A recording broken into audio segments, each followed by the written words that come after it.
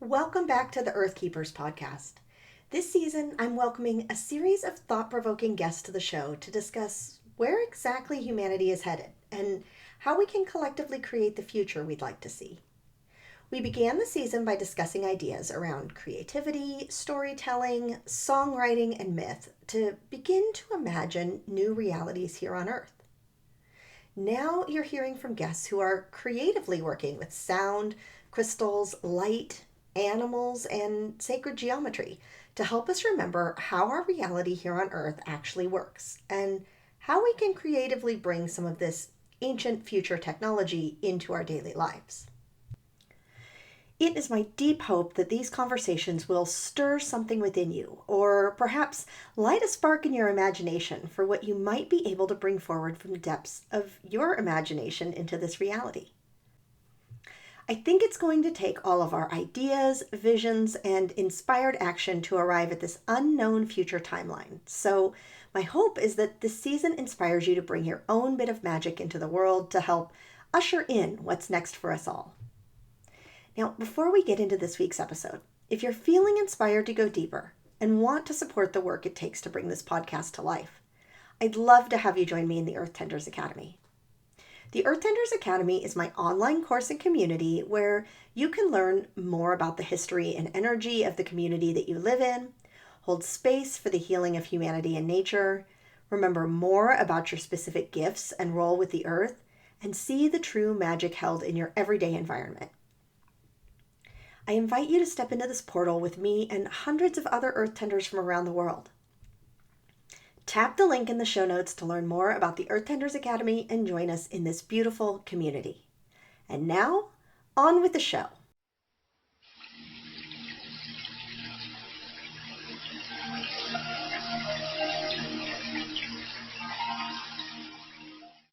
To say that my first experience with the Harmonic Egg was transformational would be an understatement.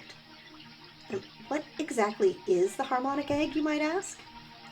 It's an egg-shaped resonant chamber that focuses the energy of sound, light, and color to restore the body's balance and promote healing.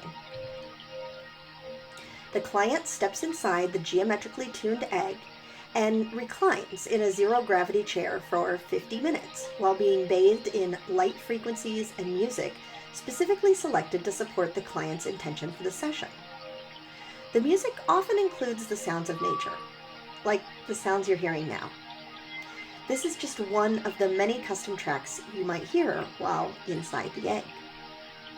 And I'll say that over the years of my own spiritual journey, I've experienced all manner of energetic healing modalities, from Reiki and acupuncture to shamanic healing and reflexology. Each has had an important part in my life and has been potent medicine when needed. But the egg experience was different. Although the harmonic egg itself is a very physical being, imbued with the essence and consciousness of a very animate healer, my first session was held remotely, since there's no harmonic egg within a 3-hour radius of my home. And look, I 100% believe and trust in remote healing. It's how I do my healing work, so I know that it works. And yet there was this little voice in the back of my head saying, I wonder how this is going to work. But work it did. The egg's guardian, 200 miles away, placed my photo, along with my name, my birth date, and my intention, inside the egg, while I laid on a lounge chair in the sunshine in my backyard. For the first half of the 50-minute long session, I just laid quietly with my eyes closed, enjoying the warmth of the sun on my skin. But then a bee came to me in my mind's eye. Initially, I dismissed it as an internalization of the insects buzzing around in the garden nearby. Except this one began to engage with me and took me on a deep healing journey into my womb. The details of that journey are personal, so I hope you'll forgive me for not sharing them publicly. But the context of the journey really surprised me. I didn't think it was related to my intention for the session. But as I watched the bee work, I realized that it was very much aligned and it made perfect sense. When I came back inside after the session and glanced out my front window, I remembered that I put some tea out in the sun earlier that needed to come inside. And then I remembered which tea I had chosen hours before the healing session. It's called honeybee and is a black tea infused with honey and bee pollen. So clearly the bees had already been buzzing around in my energy field earlier in the day. For the rest of the day after my session, I was floating. The energy just felt so good, and I wasn't sure what else to expect after that healing, so I continued on with my life as usual after the session. But it's now been nearly 3 months since that healing, and I can see more clearly what's shifted and changed within me. And I honestly still can barely believe it. Things that I thought were just an ingrained part of who I am, things that have bothered me but I've never understood how to change, things that I've spent my life making accommodations for, are just no more. Some of my intense anxiety-inducing sensitivity to light and sound has melted away, for example. And when I stopped to think, how did this happen? What changed? The only thing I could think of was the egg. And so a few weeks ago, when the camping plans that I'd made for my birthday months before fell apart due to an approaching wildfire, I decided to book a last-minute trip to Coeur d'Alene, Idaho instead. I didn't even remember that there was a harmonic egg there until 2 days before we were set to leave. And when I checked their calendar, they had availability on the morning of my birthday. So I booked sessions for both my husband and I. And let me tell you, being in the actual presence of an egg is magical. It has an enormous energy field, and I could feel it as soon as I walked into the building. It's the same feeling I would get in a sacred, high-energy spot in nature. Now, my intention this time was to integrate a soul piece that I'd been seeing in my mind's eye for many, many years, that I only just realized this summer was another piece of me that was resisting coming back. Now, while I didn't journey during this session, I was aware of so many little beings doing the most gentle surgery on my light body. It looked like a weaving, I assume, of that soul piece back into me. And a few days later, I realized that I hadn't seen the vision of her since the healing. It's too soon to know what might change and shift as a result of this most recent session, but I can say that the egg is doing exactly what its creator, Gail, has intended for it to do, letting us experience the balance and perfection of our bodies so that we can gently and easily heal ourselves. When I talk about the ancient future, this is the type of technology I'm talking about. Bringing back the wisdom of the ancients who worked with sound and light and geometry, and marrying it with the technology of today for a truly gentle yet powerful way to experience the perfection of our body's ability to work with the elements to heal. Now, Gail was led down this path on her own healing journey after being diagnosed with severe cardiovascular stress and at high risk for a heart attack at the age of 37, after a series of challenging relationships and jobs. After a series of whole-body light and sound therapies reversed her diagnosis, she set out to uncover both the ancient history and modern science behind light and sound as healing therapies, and created something truly unique. And so, without any further ado, please enjoy my conversation with the Harmonic Egg inventor, Gail Lynn. Well, welcome, Gail. Thank you so much for joining me today. I'm so excited about this conversation. I'm excited I got to remotely experience the Harmonic Egg for myself earlier today. So yeah, let's just dive in. And, you know, I'm sure that there's people who are listening who haven't heard of the Harmonic Egg. They don't know what it is. Can you kind of just walk through and describe what is it and what does it do?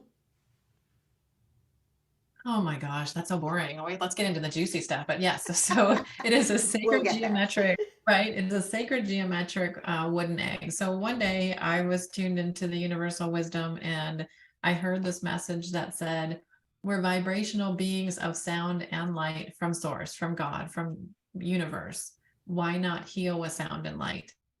And then the harmonic egg was born. It is a large sacred geometric chamber using the golden ratio, the cosmic egg energy of rebirthing, and it's made out of wood. There's no Wi-Fi, there's no Bluetooth. It's all natural, back to the basics of just sounding like healing, where we have these melodies that are out of balance because of our environment. So bringing it back into balance with the waveforms of instruments and the colors of the chakra system just made sense to me to help the person heal naturally using sound and light. And it's 40 minutes of music, 10 minutes of silence. You're reclined in a zero gravity chair inside of this beautiful wooden egg where you're just rebirthing and coming into balance, finding your true self, clearing trauma.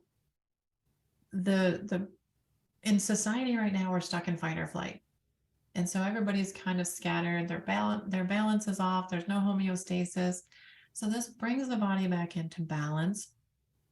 It clears that trauma that is blocking us from what is our abundance by divine right.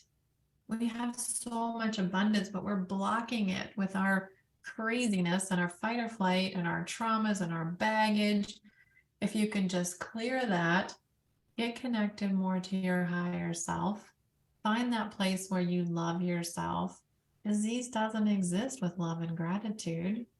So the egg brings you back to that natural state of balance and clears that trauma, and then everything starts flowing. My tagline is let it flow.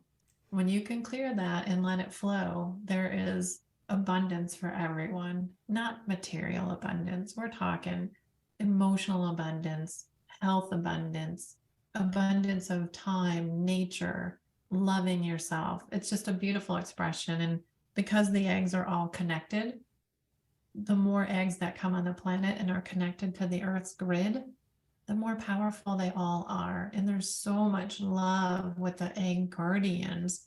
You feel it in the egg.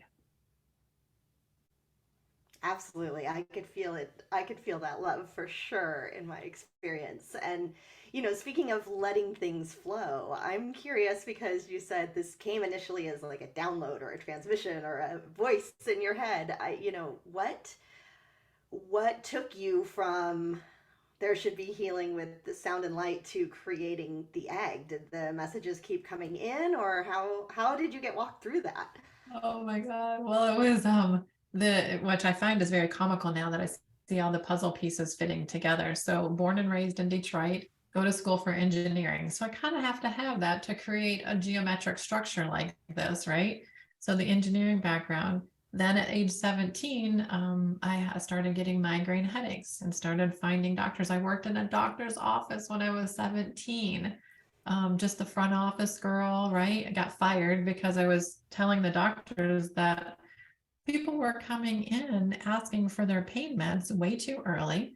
They had them on diet pills that were just speed. Here I'm 17 years old, recognizing that they're taking advantage of people and older women, older ladies getting these diet pills. And I'm looking at their chart. I'm like, they gained 20 pounds in the last 10 years of taking these diet pills, which I found out were speed.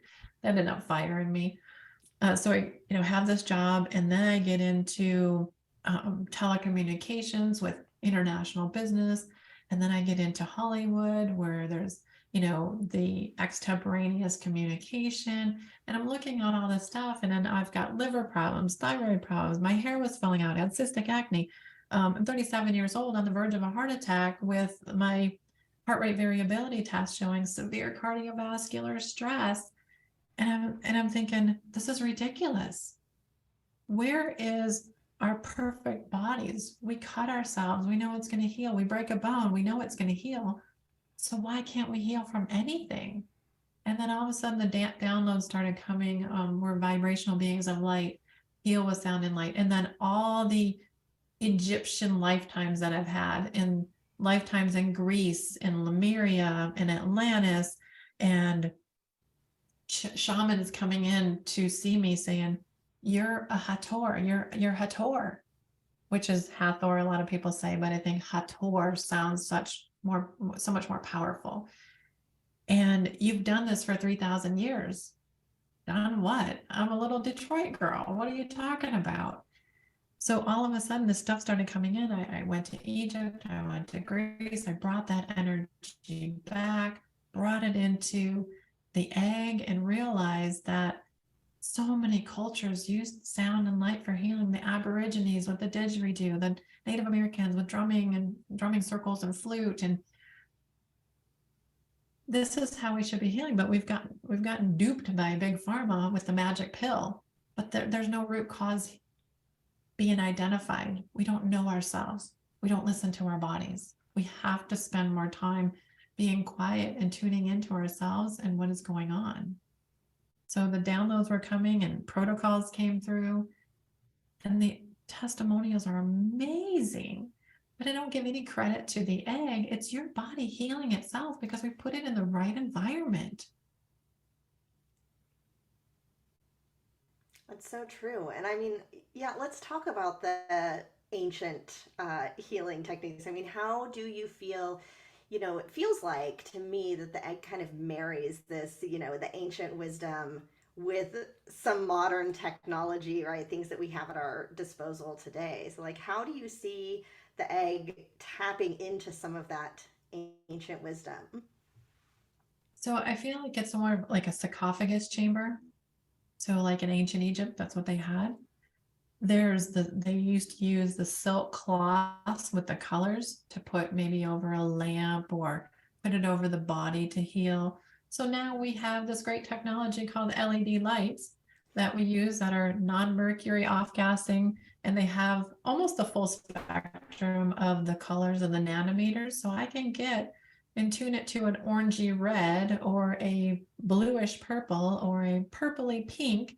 And I'm looking at, okay, so the back of the heart chakra is pink, the front is green. Ancestral issues, the back of the heart chakra. So many people have ancestral issues right now that they're clearing so that they can be who they need to be in this lifetime, to clear all that ancestral crap that we don't need to hold on to anymore.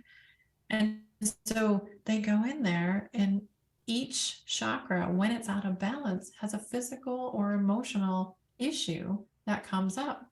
For example, third eye chakra, a lot of brain tumors, headaches.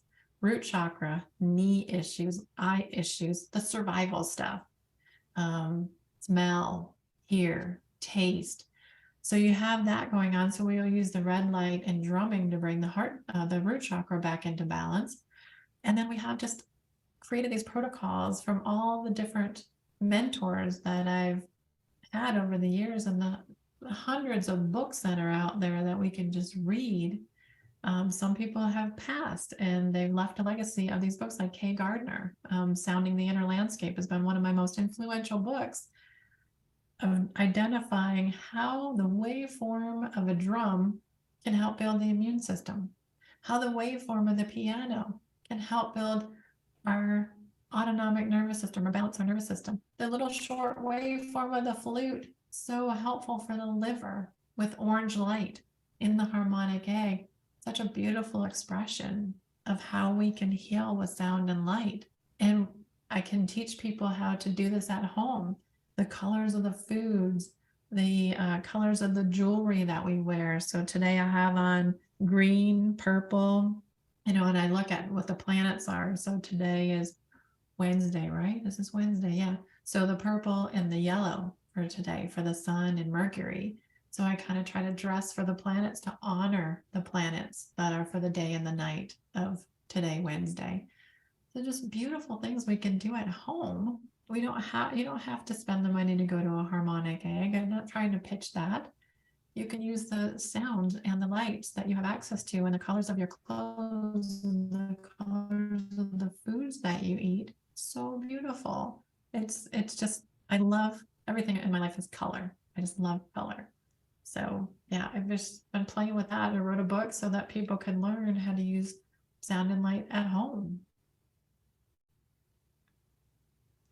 Yeah, I think it's so powerful because I've really realized through my work and my research as well that we just discount the things that are so simple. And I think that's kind of how our culture's been created, right? Like, if you're not an expert, if you haven't done the schooling, if you haven't read all the books, then you can't possibly know or possibly take care of yourself. And when you realize how many things are as simple as, you sound, color, light, the things that we have at our disposal, within us and around us in our environment, that we really are just have so much more power at our disposal for our health and well-being than we believe. Why do you think the grass is green and the trees and the leaves are green? Green is a neutral color. It's a healing color. It's an abundance, color. It's, if you look at what green stands for, it's no wonder why the trees and the grass and everything is green. And getting out in nature is so healing. Yeah, well, and speaking of healing, I mean, now you have worked with thousands of people with through their sessions in the eggs, or all of the different locations and places where the eggs have traveled to now. What is your sense at this point? Like, why are we sick? And what, I know that's a big question, but why are we sick? And how is the egg really helping us? I know you've touched on that a little bit already, but what are kind of some of these root foundational issues that we're experiencing that the egg can help? So what I've come up with is that love and gratitude, if you look at the Gayatri mantra and a lot of the Eastern medicine, Eastern philosophy, it's love and gratitude. So, and then you look at David Hawkins' work, Power versus Force. He says, that the frequency of hate and discontent and guilt and shame are all very low frequencies, low vibrations. So if you look at love, gratitude, the Christ-like consciousness, they're all higher than a healthy human body. So when you narrow it down, I think a lot of our sickness is from the lack of self-love and the lack of gratitude. And so we spend a lot of time in anger and hate and shame and guilt, and our society kind of teaches us that stuff. But if you really look at disease and how it manifests through anger in the liver, fear in the kidneys, sadness in the lungs and the heart, worry in the pancreas, and I can go on, but you get the point. So if we spend that time in our self-love and gratitude and appreciation and joy, can we eradicate disease? I think that's beautiful. So is sickness really just, being out of balance and not having that self-love? But we also know sickness is emotional, it's physical, it's spiritual. You have to have the balance. You can't just balance the physical and then be healthy. You have to have the balance and the emotions and the spiritual. So I think people really don't understand what health and abundance looks like. We look at things from a materialistic kind of view. If you have a boat and a plane and a big house and a nice car, then you're healthy, right? Yeah, good question. Well, let's look at the egg kind of specifically right now. Like, what is so special about the egg shape when it comes to the healing chamber? Well, the egg is life to me. So, it's where life comes from. And Victor Schauberger had an assessment that he used to do with a egg-shaped water container. And he says when he put the water in the egg shape, there would be a vibration. Stop. When he put water in an egg shape, the vibration was so high because of the egg shape. And he started to come up with, how powerful the shape of the egg is. And as I was contemplating the egg shape and looking at the golden ratio and phi, it's really interesting. If you look at the human body, there's so much Fibonacci sequence in phi ratios of the two numbers equaling 1.618. So we took that and made sure that the harmonic egg used the golden ratio. And I wonder if we actually measured every single egg that came out of a chicken, if it would have the golden ratio. And I kind of think it would, because it's this long and this wide. So is that ratio 1/1618 every time? Because sometimes they're short and fat, sometimes they're long and skinny. So, you just don't know where the golden ratio shows up, but it is about nature. It's so divinely proportionate. And so when I was birthing the harmonic egg, it was interesting because my boyfriend said, well, you're probably in menopause. I literally had a period for 6 months. It was like the process of birthing the harmonic egg created this physical expression of birth for me. In 6 months, I bled for 6 months. And of course, I never went to the doctor because I knew nothing was wrong. I felt great. But I was birthing the harmonic egg in its existence. And people call me the egg mama. It's kind of cute. But it was a lovely experience. And now tens of thousands of people are being helped to bring their perfect bodies back into balance more naturally. It's non-invasive. It's sound and light. Now, is it a magic egg? No. Is there a magic pill? No. Now you take a pill and your blood pressure goes down. Is that magic? No, it's masking symptoms that you need to deal with. So the biggest reason people get high blood pressure is they're not hydrated. So, you have a doctor called Dr. Batman, a really long last name, but he's lovingly known as Dr. Batman. You're not sick, you're thirsty is the name of the book. And he was able to cure people with diabetes, allergies, high blood pressure, so many different things just with water. We're 99% water.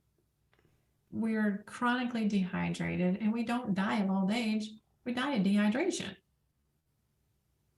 And you look at dementia, chronically shrinking brain. You look at, there's other reasons why people get dementia, but, we're seeing the younger generation getting dementia now.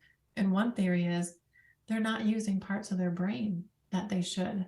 Those pieces of the brain are dying because they're not socializing. They're on their computers, their phones, their electronic devices. They're not getting out in nature. They're not playing kickball in the streets like we used to, right?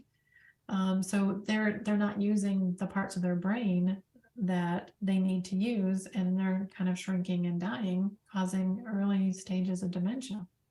Very sad.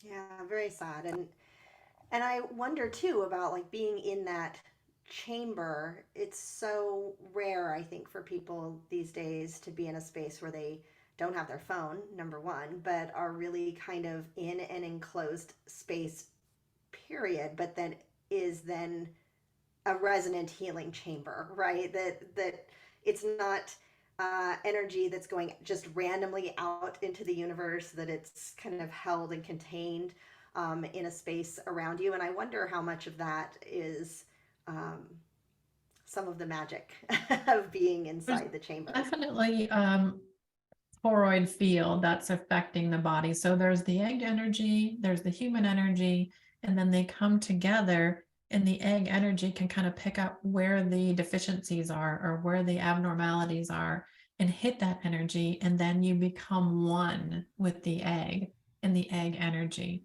and it just starts to dissipate things. People come out having amazing visions like you had with the bees.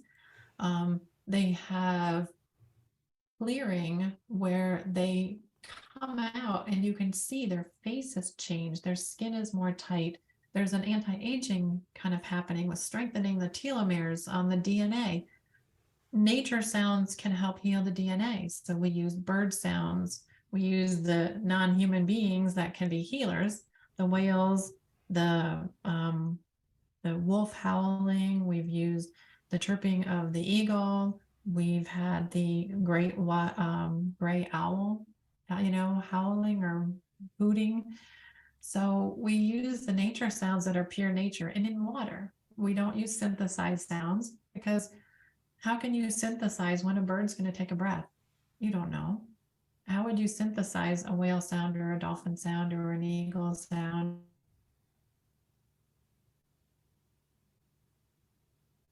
Intelligence, we think we're so smart, but garbage in, garbage out.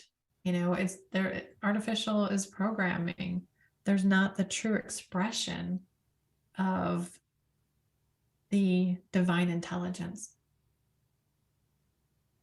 It's so true, and you realize actually how many things in our environment have been made artificial or synthetic or whatnot. And to really have that, I forget sometimes being able to be, live in a place where I can easily get way off the grid, but not very far from home, right? And really, the phone doesn't work, turn it all the way off, leave it behind, don't need it for anything. But really, I'm sure we're getting bombarded from everywhere at this point, but still, to have that experience away from a city, I think is really unusual for a lot of people now. And we don't even realize how we're being affected, because day to day we're not thinking like, oh, I'm holding this phone and it's giving me pain, right? Like, we don't have that instant feedback, even if our body is responding. So I think, what a unique experience to be able to be in a space where you feel like you're truly held and surrounded and immersed within nature. And we all like to use the word, resonant or being resonant with somebody, but you realize from a scientific basis, it's like if that egg is vibrating at that frequency and you step into it, like, your body is going to snap into resonance with that immediately. Like, it's not, you don't have to consciously do anything. It's just how our bodies are going to work around a super high frequency. Yeah, you just have to be. You're right. And it acts a bit of a Faraday cage, because when I've used the tri-field EMF meter and put it in there, it's amazing that there's no EMF coming off of. There's a subwoofer underneath the chair, and then there's the two speakers on the side, and then there's an amplifier and a music player outside. And then there's the light strings. You would think there should be some EMF in there, because that's how my engineering mind works. And there's not. It's like less than 10 on the tri-field. And it blows my mind every time. But I think you're surrounded with the natural wood and the sacred geometric form and the hexagon platform and the Tesla mathematics and the golden ratio. And then you have this beautiful expression of the like forest bathing without the bugs. And so you're in there and you're by yourself, and no phones, no doorbells, no TV, no radio, no billboards, no, the stimulation of the outside world is gone, and you can just tune into your body and just be. It's beautiful how many messages people get. There's one center owner that gives the client a journal with a pen afterwards, because people are writing their asses off, writing their butts off when they come out of the egg, and they're like, oh my God, I had all these ideas, and I'm writing a book, and I have this new piece of artwork that I've just now downloaded just by doing the session in the egg. And there's been people who are authors who come in every week as they're writing their book, so that they can get the highest and best information to communicate to their public, their audience. What a beautiful idea. And I certainly had that experience. Like, it initially started, it was quiet for a while. I was just enjoying, I was out in the sunshine. And but it was like, yeah, it was like a transmission, a download, that was coming in and kind of talking to me and kind of asking me questions. And then it came forward as a bee, and I was getting all of these beautiful visuals and, all of this healing that was, being done in my body by the bee. And it was, yeah, I felt the same way. I was like, I gotta write this down. This was really a special, beautiful experience with all of these other beings. And you're right, I think that, like, they can come into our field easier, because and that's one of the things I share with people all the time, right?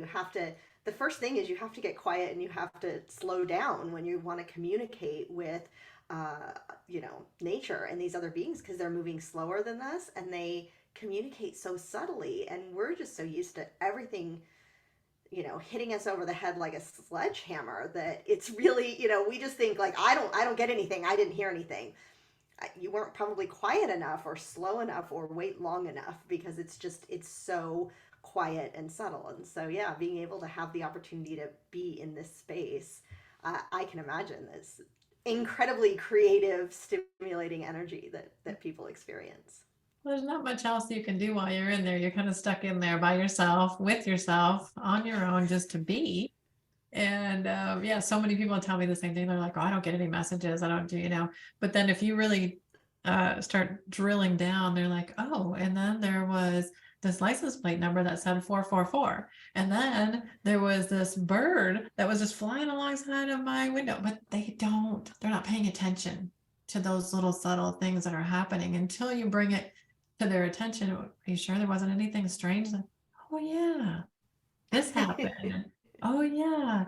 And I mean, who would think, okay, there's a rattlesnake on my porch, right? Okay, who would think that's a message? I look at it as a message. What is the rattlesnake there on my porch at that time when I haven't seen a rattlesnake here on the land for a year and a half?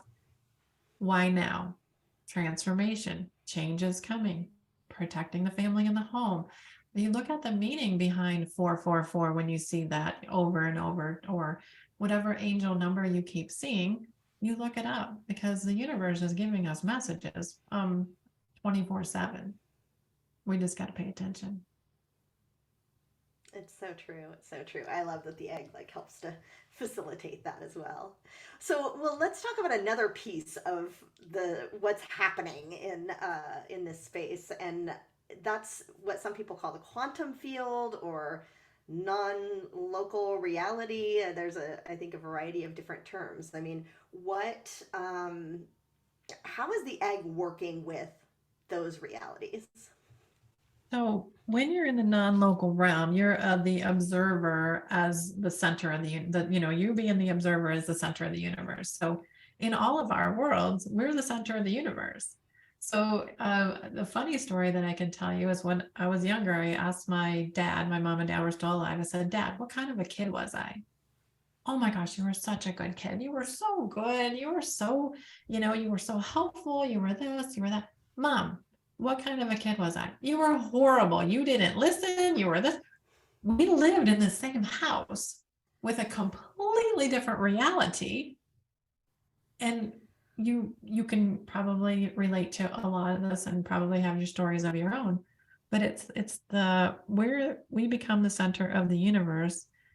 And if we're paying attention, it can be all knowing. Like there are psychics who say, I don't read the books, I put them under my pillow at night and just absorb them. Right. So we have access to the universal wisdom. We're completely tapped in. I don't know if you know remote viewing. You probably know Joe McMoneagle was in the government, Lynn Buchanan. So my remote viewing teacher was taught by Lynn Buchanan. Channeling, non-local, animal communication, just tuning into the animal wisdom, nature. So the eggs are tuned into themselves. Don't ask me how, because I think this is just magic. One center owner told me, hey, I'm in a location in Belgium right now. My client just came in and told me the egg in Peru has now gotten on the land, because she felt the Peruvian egg in the Belgium egg. And in fact, she was right. It had reached the port in Lima. It had not even been assembled yet. And the energy was being felt in the Belgium egg by somebody who was tuned in and could feel that. We all can feel it if we're tuned in. It's there. And so what I've noticed is the eggs were vibrating at about 900 hertz when they first came onto the planet. They're above 1300 hertz now. So the more eggs that come on the planet connected to the grid, they're all raising the consciousness of each other. So the non-local realm, to me, is in full effect with the harmonic eggs, and communicating and also collecting information to help others. So what I've been told is that there are beings that run the egg. It's a Syrian technology that from my teachers when I lived in Sirius. And the beings are kind of like physicians. And the physicians are there when there's a difficult case, then the director of the, doctors will come in and kind of support that. But then the eggs are programmed with that new illness, condition, challenge, intention to help others work through it on their own.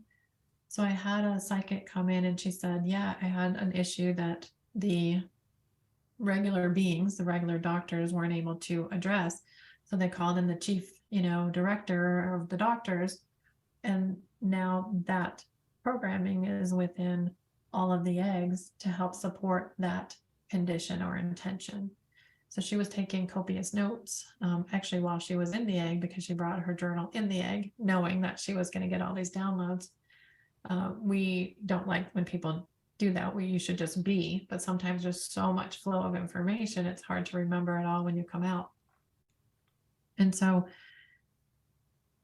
it's really interesting that we don't open up our minds to what is there that is invisible or non-local. I just was getting all of these images while you were talking too of the grids and how they were all connecting and like lighting up and getting like brighter and brighter, the more tapped in, and you realize like it's almost like this invitation. That's how it was feeling to me, like the eggs have this open invitation as they open to people to come in then and experience that energy and experience that frequency and that vibration that's being emanated. And it's funny because this was on my list to ask you about as well, and I think it's a good segue about when you're talking about kind of like it's adding to the database, right? When they're like, ooh, new issue, let's figure out how to resolve it, and now it's saved here for the future. And I think, well, that's how we think, AI works or is going to work in the future, right? It's like collecting all of this information and it gets smarter and smarter and smarter and smarter, and maybe to our own demise. And so I think like what I'm thinking about how much organic intelligence we already have present that we're just ignoring or not appreciating, and instead are wanting to build this artificial intelligence, which may or may not be as smart as organic intelligence. So, can you talk a little bit about working with, really these non-human beings that are very invested in kind of Earth and humanity and what we're all doing here? Well, yeah, I'm a little bit afraid of artificial intelligence. I think there's a time and a place for it. So one story that I remember hearing about artificial intelligence is in the fast food industry. They said that they're generating more revenue because the robot doesn't forget to ask you if you want to supersize your meal. The human does.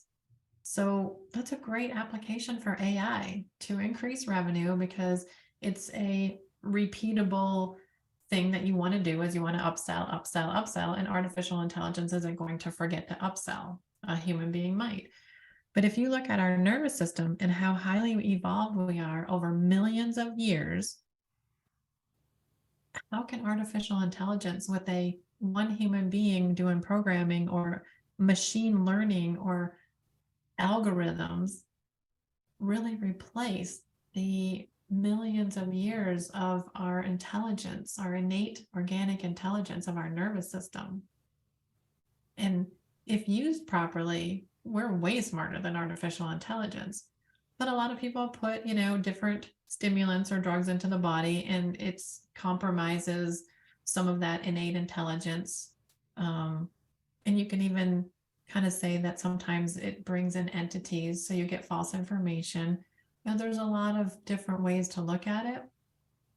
I think that there can be a way that we use it intelligently, and we can also use it irresponsibly.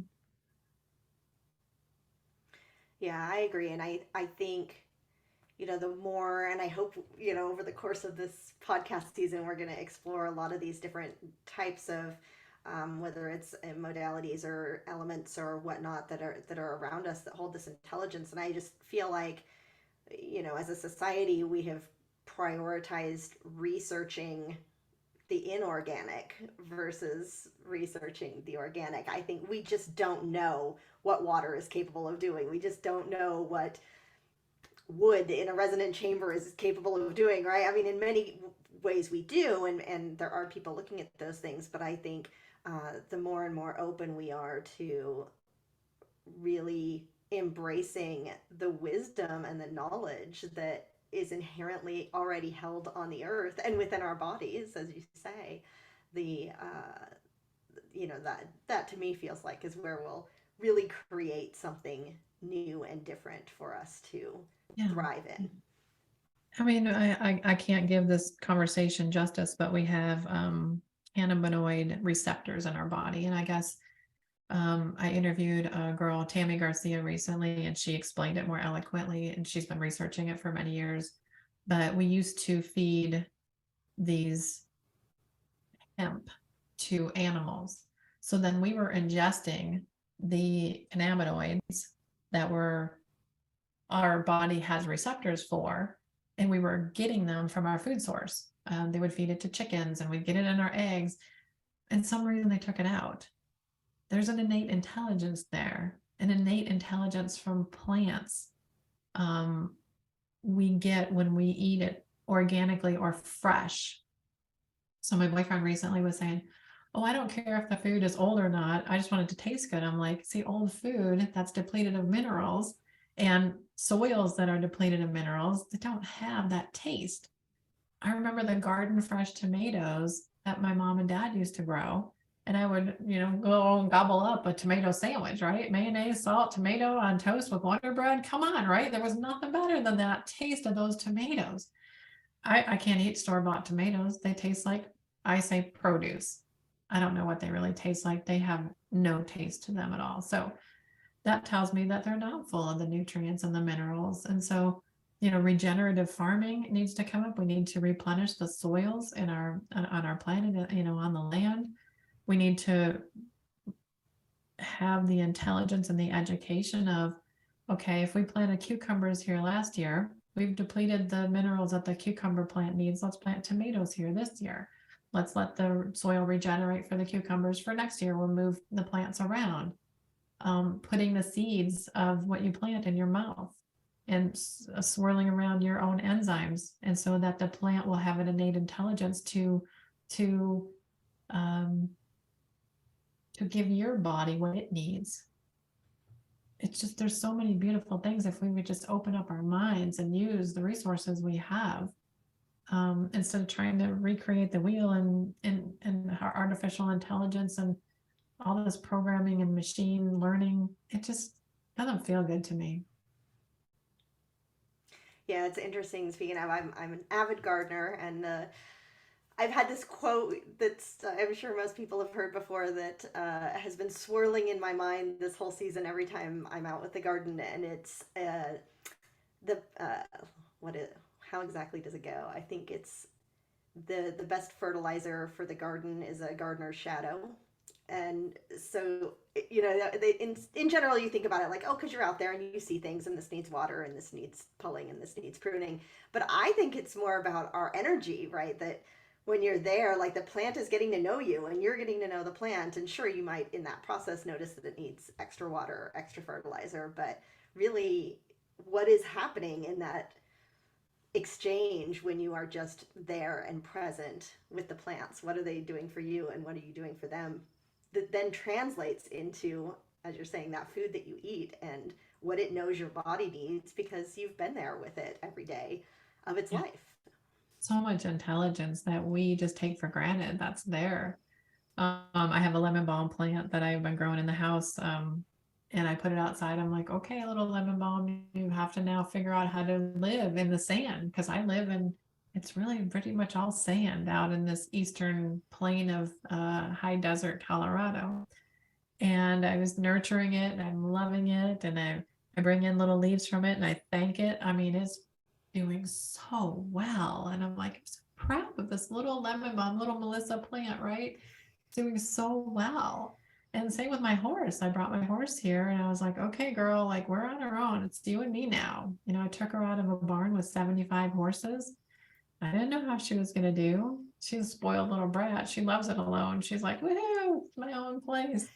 But she's such a healer. Like you were talking about the non-human healers.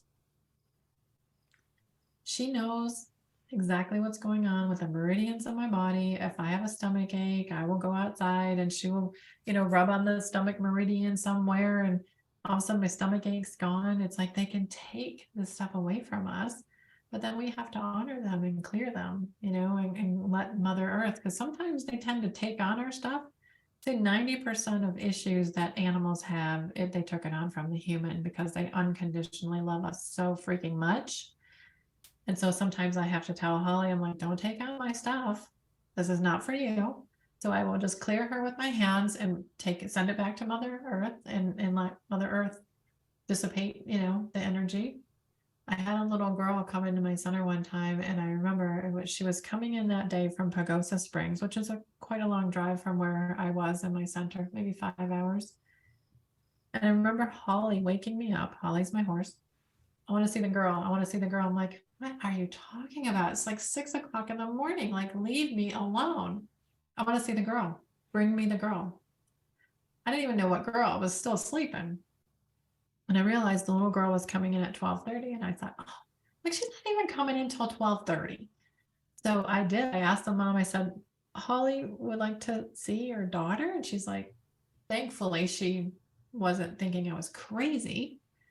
So the little girl had gotten her hair dyed, and within hours, she was paralyzed from the waist down. First time she ever got her hair dyed. I don't think that was the reason. I think it was the glass filled up, and that hair dye was the last thing that spilled the glass over. She was paralyzed from the waist down within hours of getting her hair dyed. And I remember one foot couldn't move at all, and the other one was numb, but she could kind of, maybe maneuver it a little bit. And Holly went right to that leg and just put her nose on it and started rubbing her nose back and forth. And I'm like, I hope she doesn't bite her. I don't know what's going to happen. Holly's head is so big, and this little girl.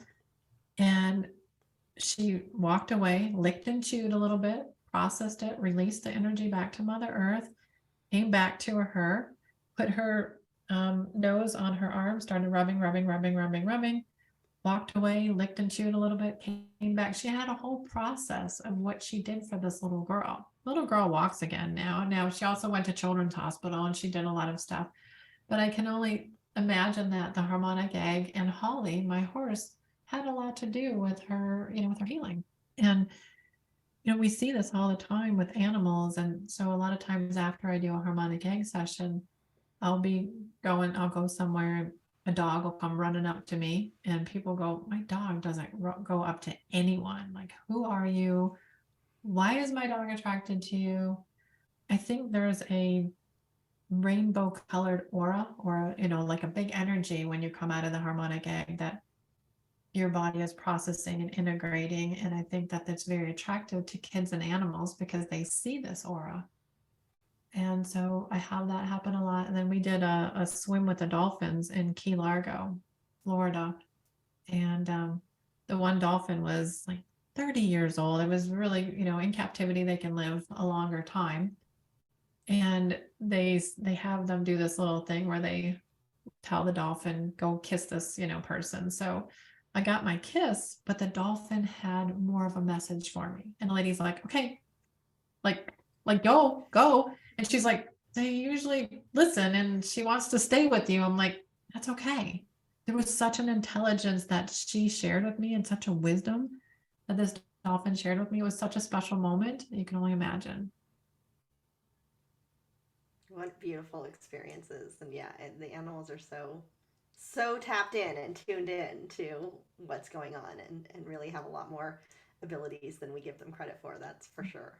Let's see. Yeah, they suffer a lot on our behalf. So I would say anybody out there who has animals, make sure that you're really tuning into your animals and clearing them, taking them outside, maybe just brushing them and telling them, don't take on my stuff because it's not for them to take on, but sometimes they don't know what to do with it or they don't know how to release it. So give them permission to release it. I had a dog, I'm trying not to cry. I had a dog that was 14 years old, Husky Malamute. I had him through 2 divorces, 2 state moves, actually 3 states that I had him in, 1 where I got him and then 2 more. And he ended up dying of, he had a tumor that exploded on his liver, and I was just so angry. And, the liver is all about anger, and I'm positive that a lot of that anger was mine that he didn't know what to do with, and I didn't know how to tell him to let it go. Yeah, I have definitely heard that about animal. I think just innately they want to comfort us and Yeah. make us feel better. Just like many of us healers feel, right? You're so empathic and can feel what other people are feeling and want to make them feel better. And yeah, they don't always know how to release it. So yeah. Well, Loving me my animals and my I, non-human healers. yes, yes, so many of them. I'm just looking. I just have a couple more questions for you if you have a few more minutes to For sure, for sure. talk through. This is fun. I Okay. mean, it's fun, and hopefully Oh, good. I enjoy people it. are learning things that they can go, the light bulb's going off and they're saying, whoa, I never thought about Yeah. that. And maybe we're Maybe gonna I should save look some into that. animals, we're gonna maybe save some trees, or maybe we're save some rattlesnakes and some turtles too, right? That's right. You just never know. Okay, so imagine a future timeline where really our culture as a whole shifts into this paradigm of really working with the quantum field and, looking into healing of in with all of these organic intelligences. Like in your mind, what does, I hate to even use the word healthcare because I don't think that, it will exist in the same way in this future timeline. But what would, healthcare in this kind of time look like to you? I think that's interesting. I think it goes back to if we can imagine and incorporate more self-love, I think we're going to see less disease. I think if we can reset the good old nervous system, the body can heal itself naturally, and we can reset the nervous system through sound and light therapy. Just like I talked about the waveforms of piano helping to reset the nervous system. I think sound and light therapy, Einstein said it, Edgar Casey said it.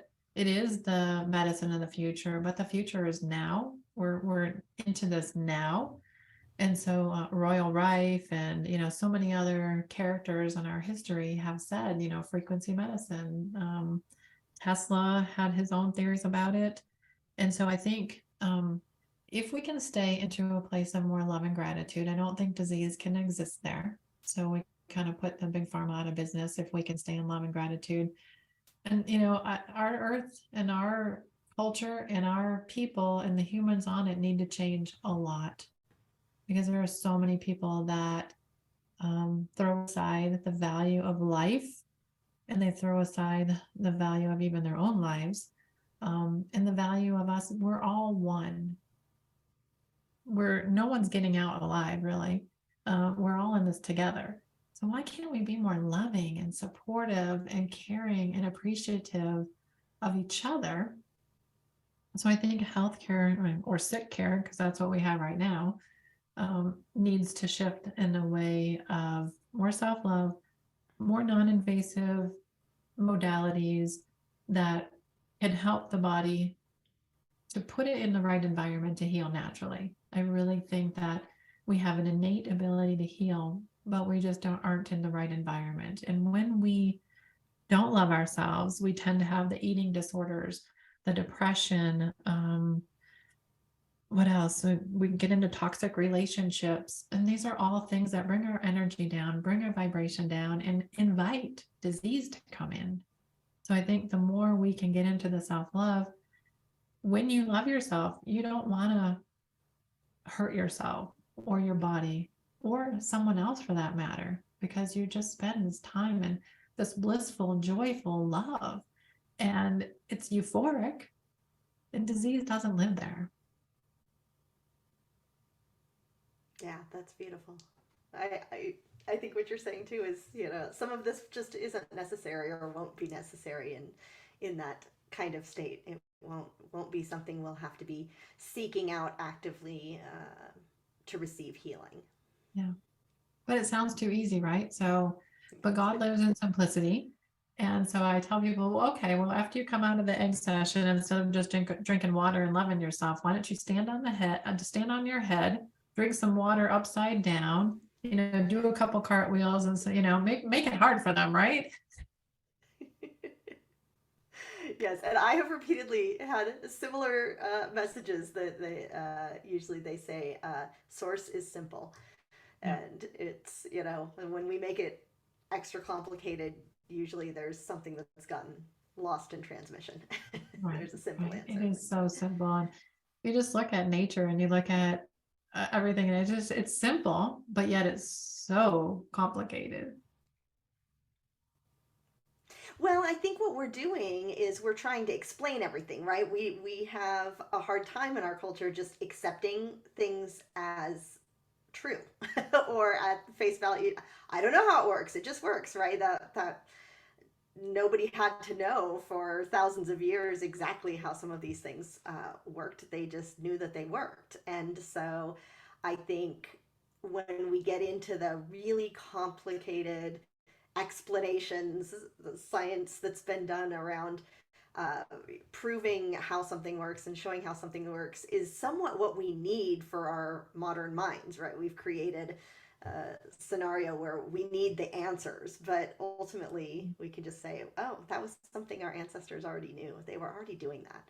Yeah. And, people science isn't really science. I mean, it's not a controlled study to me would be, taking 100 women at the same age who had the same job, ate the same diet, had the same parents, lived in the same house, had the same jobs, their field of experience. So when someone says, oh, there's science behind this, we tested 16-year-olds to 60-year-olds, men and women. I'm like, that's like a million different correlations of different body types and different energies. And then another funny story, I had a doctor call me yesterday, and he said, you talk a lot about voice analysis, and if you're missing a tone from your voice, you can have an emotional or physical correlate that would be related to. So if you're missing the tone of E, you could have lung problems. Missing the tone of C more as root chakra. And, I got a lot of guys that have erectile dysfunction and they're missing the tone of C. So he says, well, I just want to get this machine and then it'll tell me what tones are missing, and then I'll know what music to play in the harmonic egg. I said, doctor, it's not that easy. Because if you think about, I was trained by Ani Williams. Ani Williams is, she was trained by Sherry Edwards, and Sherry Edwards is brilliant, but Ani I believe, took the work to the next level. So when she's listening to the tones of your voice, if you're just talking about going to the grocery store or you went to go get gas, you're going to have a different energy than if you ask the question of, what was your relationship like with your mother? What was your relationship like with your father? These are the questions that artificial intelligence wouldn't know to ask. They're going to say, okay, speak into the microphone, I'm going to tell you what tones you're missing. You have to pull this out of people, the emotions, and you're going to see the missing tones different when you ask those questions. What was your childhood like? What is your job like? What is your family like? Your family life like? And then if they have a pain, she teaches you to give it an audible, a voice. Give a voice to that pain. So somebody will be like, ugh, and you're going to see, then she says, now give a voice to what it would feel like if you never had to deal with that pain again. And then there's this like, there's the missing tone. Every single time that's the missing tone, it shows up because you just now energetically felt what it would feel like to not have that pain. Boom, it's replenished right then and there. Just got goosebumps all over. Ani Williams is brilliant. Our body knows. Yeah. And so, yeah, you're not going to get that from AI. you need a human being with the intelligence of what she does to help people navigate through that, to find out that missing tone. Yeah, that's beautiful. Such a good example too of how that works and how we have it. We have access to it. We just have Yeah. to tap into it and find it, or have somebody like you're saying that's knowledgeable and empathic and connected in a way that can bring that out of us. So that's beautiful.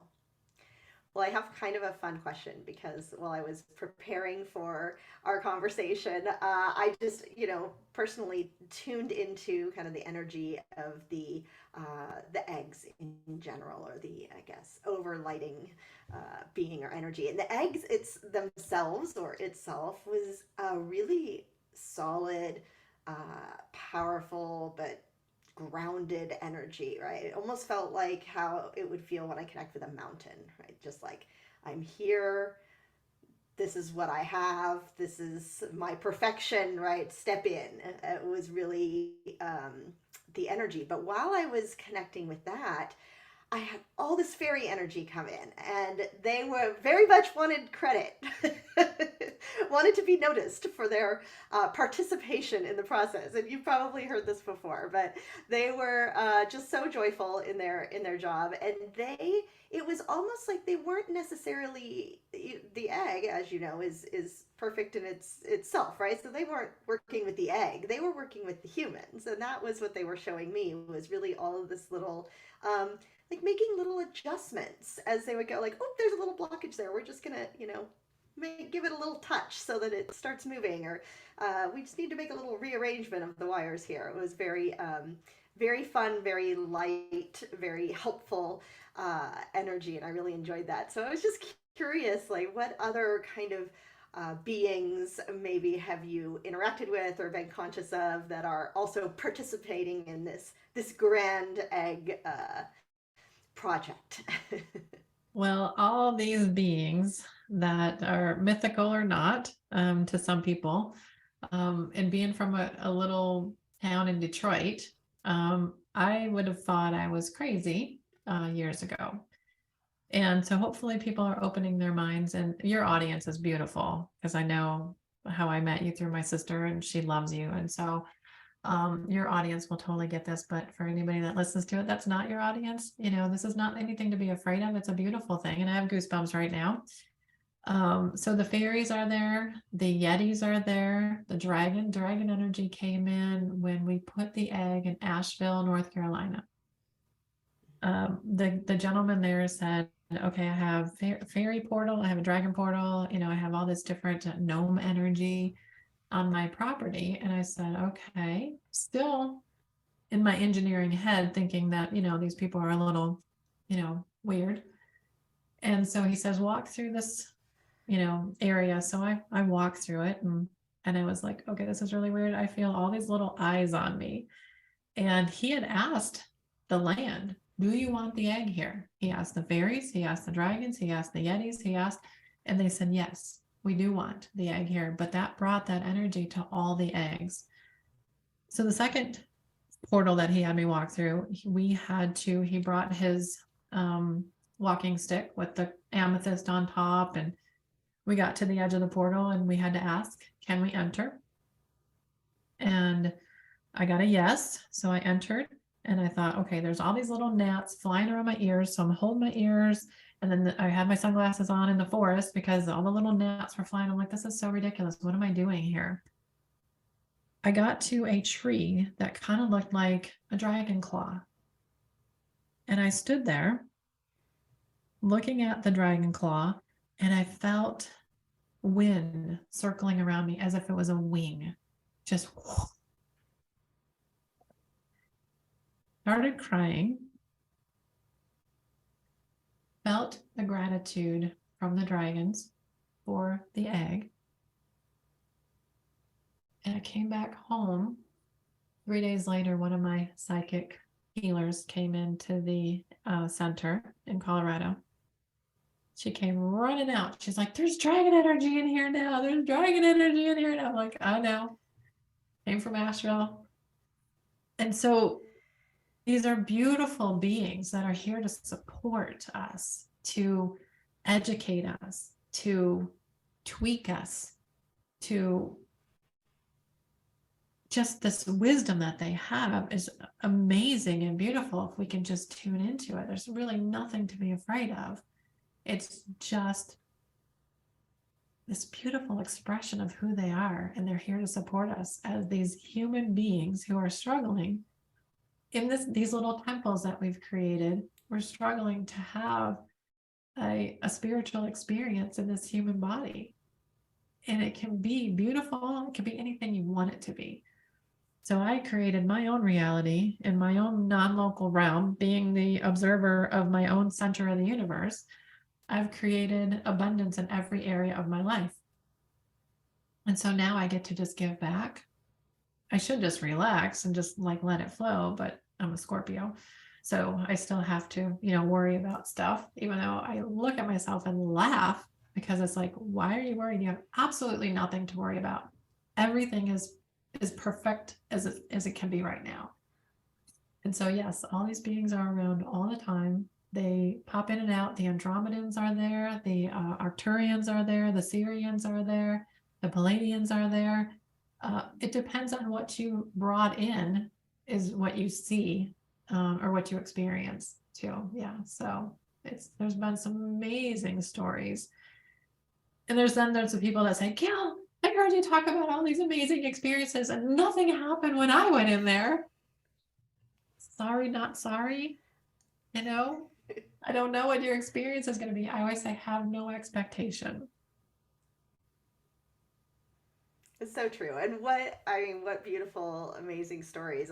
You may or may not know that I work with the Yeti or Bigfoot energy quite a bit. They're probably my primary guides and energies I speak with most often. But they are amazing healers and very tuned into really anybody who's working with the earth because they're so connected with the earth themselves. But they were recently kind of explaining to me different templates that are available on Earth for us, and they were talking about the bees, which is who I connected with in my session today, and saying, well, they're a template of harmony, right? We can see in many different ways why they kind of show that template to us, but the Yetis or the Bigfoots had said that they were a template of love, and I think that they get overlooked often in everyone's hunt for the big aggressive cryptids out in the forest, right? That really they're these very gentle, loving, beautiful creatures, and they're really here to show us love. And so what a beautiful experience and connection for them to be connected with the eggs as well, and be able to share that with people. It's so awesome. Yeah, I'd forgotten about your Yeti connection. When you said that, I was like, oh yeah, I remember. Yeah. Well, I have a burning question being a land healer. Have you put an address inside the egg to do any work with the land? Have you tried that? It's on my notes to talk about that because we do. Please. Yes, we do sessions with animals and, just put their picture in there, and we've had amazing results because they only know love. So they heal fast. Land, yes. We've done house clearings, we've done land clearings. I have a HOA that demands that we plant 15 trees when we move in within the first year. We have to plant 15 trees. Mind you, it's all sand. I have heard many of neighbors, they've lost 50% of their trees, 20% of their trees, all of their trees. And I thought, well, I just spent $10,000 on 15 trees and haven't them planted. I'm going to put them in the egg. So one by one, I put them in the egg. I put them in as a conglomerate. So there's 5 trees here, 5 trees there. There's the 3 maples here, and I put them in. I didn't lose a single tree. Now, you tell me, I'm telling you, 100% of my neighbors have lost a tree or a number of trees. So I put the trees in the egg. I put plants in the egg. I have put my seeds before I plant them in the egg, and gotten now I think I make this up in my head because the engineer comes out in me, but there was a radish. I planted 2 radish seeds, one in the egg, one not in the egg. And the one just seemed to be huge and grow super fast. And then I was like, oh, maybe that wasn't the one I put in the egg. I'm pretty sure it was. You know how you start second guessing it, and I'm like overthinking Right. everything. And I was like, no, that definitely was the one. Well, that doesn't make any sense. Well, maybe it was, or maybe it was, maybe it got more sun. Maybe it was definitely the seed I put in the egg, right? 100%. 100%. I've been Yeah. doing some experiments myself with kind of the electroculture and different kind of energies and things in my garden.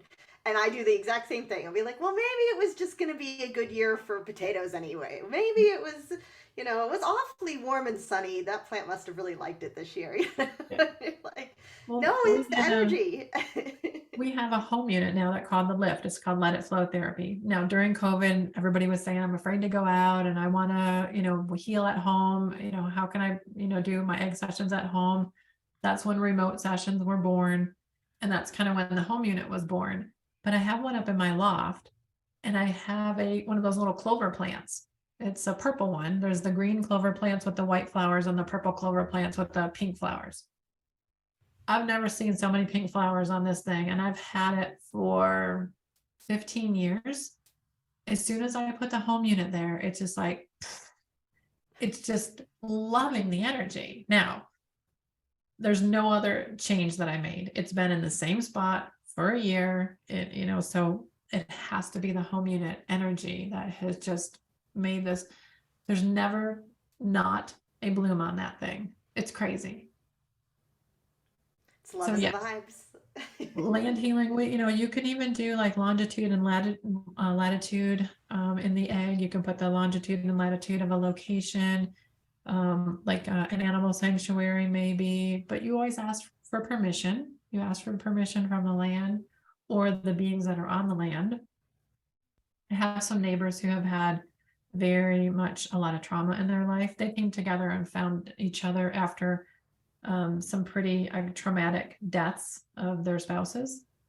And so their energy is very sad, very hurt, very grief.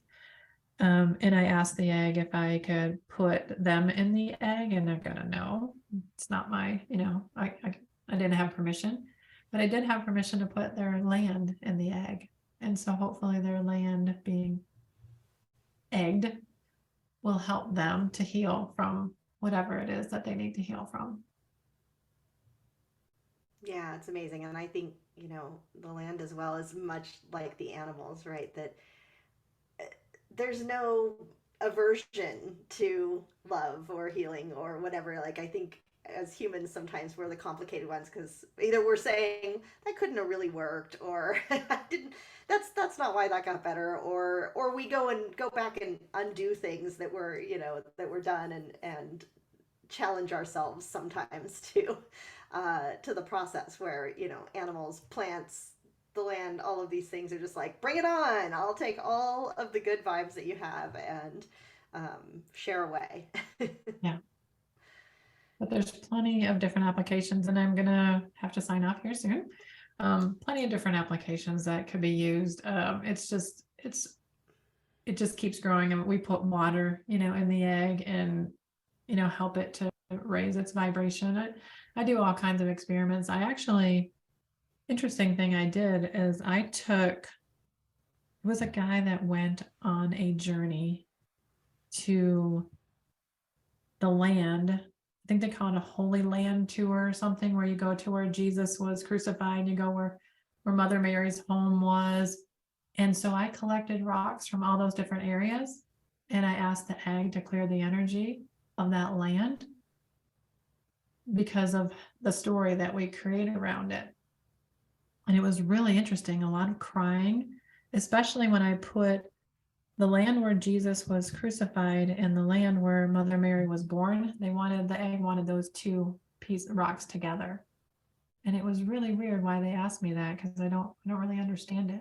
But I cleared the energy of the land for all those Holy Land places from this guy who collected the stones when he went on the tour, and I bought them from him.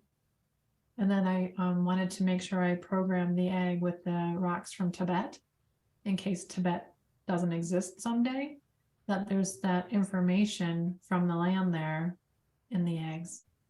So just trying to do things like that to be responsible to the planet. I love it. I love it. Yeah. Well, I'm sure after our conversation, people are going to be like, how do I have my own egg session? So, can you share with us just how the different options for people to either connect with an egg in person or remotely, and how they can find and connect with you? Yes, harmonicegg.com. That's our main location to find locations. It's our place where you can find my book. We wrote another children's book called Little Dragon and the Giant Egg. That came through right after, no joke, right after the dragon energy. Of course, you're not surprised. A lady from Michigan, she said, "Oh my gosh, I just downloaded this book and it's about the dragon and an egg." And I was like, "Oh, of course, right, of course." So we published that book to help kids and kids with autism to realize that the egg is magical and it can really help them, you know, heal their own issues and help them with their intentions of how they want to live their life. And then we have specifically designed, consciously created music that we sell. No MP3 files, we only use the WAV files. And then they have song sheets on the USBs on how to use the piece of music. What color intentions are they for? What chakras are they going to invoke and help to heal? What instruments are being used? So what organs it will help. We have that all online, and it's been kind of cool. So that's how people would find the harmonic egg. There's remote sessions, and like we talked about before before the call started, you can do a remote session anywhere in the world. If you have an affinity to New Zealand, do a remote session on New Zealand egg. If you have always wanted to go to Peru and you haven't made it there, do a session in the Peru egg. Get some of that energy. Get some of that land energy for yourself. I love it. I definitely want to feel into the egg in the different locations. I think that'll be great. Well, thank you so much for joining us, sharing your love, sharing your wisdom, sharing your knowledge. And I'm excited to share more about the egg as well. So thank you for sharing it with me. Thank you. I just want people to, they don't have to do an egg session. They just need to learn to listen to their own bodies and love themselves more. And I think that the world would be a better place just with those two things. So thank you for having me. I love what you do. Keep doing your magic over there. And I'll talk to you soon. Thank you.